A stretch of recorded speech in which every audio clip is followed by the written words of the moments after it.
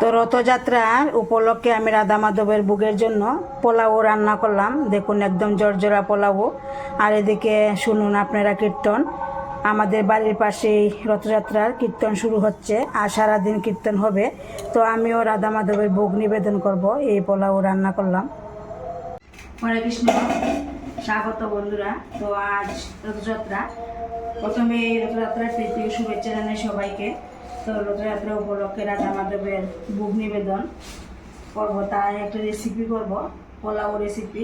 তো কীভাবে আমি পোলাও রেসিপিটা করি আপনারা অবশ্যই আমার এই পুরো ভিডিওটা দেখতে থাকেন।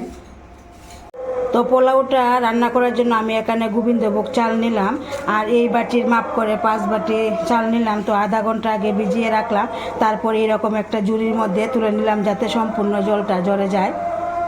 এবার চুলাতে কড়া বসিয়ে দিলাম, তেল দিয়ে দিলাম, তেলের সঙ্গে একটু ঘিও দিয়ে দিচ্ছি। তো এবার পুরনে শুকনো লঙ্কা তেজপাতা দিয়ে দিলাম, আর এখানে গোটা গরম মশলা লংও দিয়ে দিলাম। এবার এখানে বাদাম দিয়ে দিলাম। বাদামটা আমি আগে ভেজে নিইনি, তো আপনারা চাইলে আগে ভেজে নিতে পারেন। তো বাদামটা দিয়ে ভেজে নেব। বাদামটা নিয়ে কিছুক্ষণ বাদাম ভেজে নিতে হবে। কিছু এখানে ভাজা হয়ে গেল, এবার গোবিন্দভোগ চাল দিয়ে দেব। এবার পরিমাণ মতো লবণ দিয়ে দিতে হবে, পরিমাণ মতো হলুদ গুঁড়ো। তো এবার খুব ভালোভাবে মিশিয়ে নিতে হবে তেলের সঙ্গে। আর এখানে 1 মিনিটের মতো এই চাল ভেজে নিতে হবে। তো দেখুন এখানে কিন্তু 1 মিনিট চাল ভেজে নিলাম, আর খুব একটা ভালো সেন্টও এসেছে। তো এবার জল দিয়ে দেব। তো এখানে আমি জল দিলাম 10 বাটি, মানে যত বাটি চাল দেওয়া হবে তার ডাবল জল দিতে হবে। তো এখানে আমি 10 বাটি জল দিয়ে দিলাম। জল দিয়ে দেওয়ার পর খুব ভালোভাবে নেড়ে দিতে হবে। তো এবার এখানে দিয়ে দিলাম কাজু বাদাম আর কিশমিশ।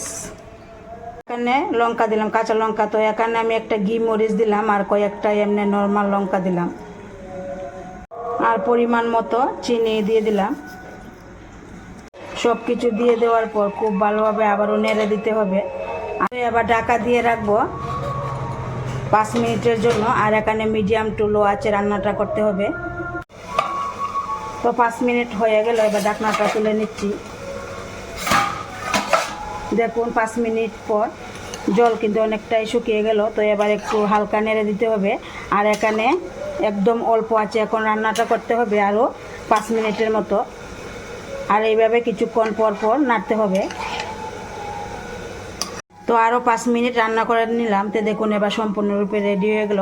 তো এবার চুলার আঁচটা কিন্তু বন্ধ করে দিলাম। তো এবার আর একটু ঘি দিয়ে দিলাম উপরে চড়িয়ে। তো এবার ঢাকা দিয়ে রাখবো আরও 5 মিনিট। তো 5 মিনিট পর আবার আপনাদের সঙ্গে শেয়ার করব। তো 5 মিনিট হয়ে গেল, এবার ঢাকনাটা খুলে নিচ্ছি। তো দেখুন এই পোলাওটা একদমই কত জর্জরা হলো, এই যে একদম কিন্তু জর্জরা হয়ে গেল। তো এইভাবে কিন্তু আমি রাধা মাধবের ভোগের জন্য আজ এই পোলাও রান্নাটা করলাম। তো আপনাদের কাছে কেমন লাগলো আমার এই রেসিপিটা? যদি ভালো লাগে অবশ্যই একটা লাইক দিবেন, শেয়ার করবেন। আর আপনারাও এইভাবে বাড়িতে একদম অল্প সময়ে শর্টকাটে পোলাও রান্না করে অবশ্যই একবার নেবেন।